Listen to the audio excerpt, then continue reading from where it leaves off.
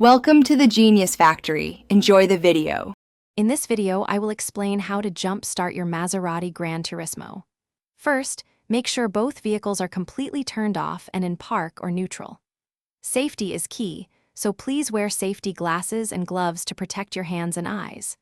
Next, you'll need to locate the battery or the designated jump-start terminals on your Granturismo, which are often found under the hood or in the trunk. This initial preparation is crucial for a safe and successful jump start.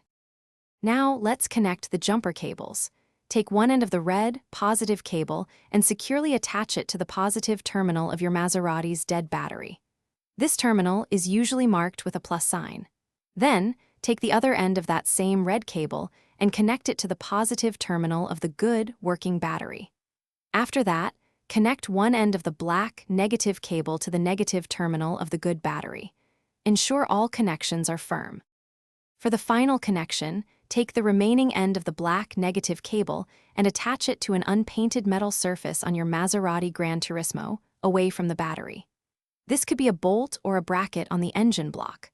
Once all cables are connected, start the engine of the good vehicle and let it run for about 5 minutes.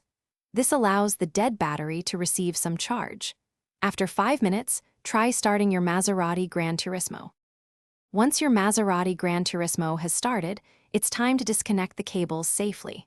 First, remove the black negative cable from the unpainted metal surface on your Granturismo. Next, disconnect the black negative cable from the good battery. Then, remove the red positive cable from the good battery, followed by the red positive cable from your Maserati's battery. Remember to check the description for a link to the new Kindle Paperwhite and other great deals. Drive safely, and thanks for watching. Thanks for watching. If you found this helpful, don't forget to like and subscribe.